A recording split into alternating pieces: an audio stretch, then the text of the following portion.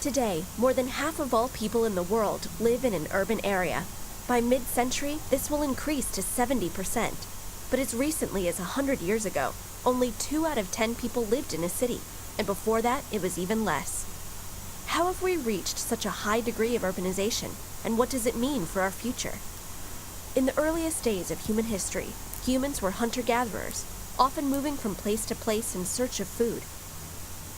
But about 10,000 years ago, our ancestors began to learn the secrets of selective breeding and early agricultural techniques. For the first time, people could raise food rather than search for it, and this led to the development of semi-permanent villages for the first time in history. Why only semi-permanent, you might ask? Well, at first the villages still had to relocate every few years as the soil became depleted. It was only with the advent of techniques like irrigation and soil tilling about 5,000 years ago that people could rely on a steady and long-term supply of food, making permanent settlements possible. And with the food surpluses that these techniques produced, it was no longer necessary for everyone to farm. This allowed the development of other specialized trades, and by extension, cities.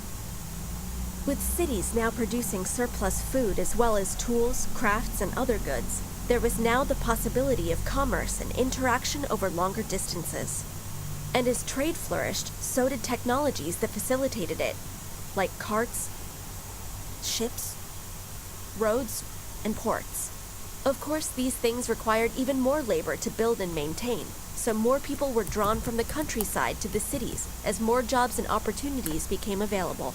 If you think modern cities are overcrowded, you may be surprised to learn that some cities in 2000 BC had population densities nearly twice as high as that of Shanghai or Calcutta. One reason for this was that transportation was not widely available, so everything had to be within walking distance, including the few sources of clean water that existed then. And the land area of the city was further restricted by the need for walls to defend against attacks. The Roman Empire was able to develop infrastructure to overcome these limitations, but other than that, modern cities as we know them didn't really get their start until the Industrial Revolution, when new technology deployed on a mass scale allowed cities to expand and integrate further, establishing police, fire, and sanitation departments, as well as road networks and later electricity distribution. So what is the future of cities? Global population is currently more than 7 billion and is predicted to top out around 10 billion.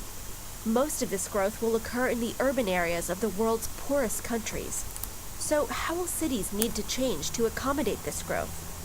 First, the world will need to seek ways to provide adequate food, sanitation, and education for all people. Second, growth will need to happen in a way that does not damage the land that provides us with the goods and services that support the human population. Food production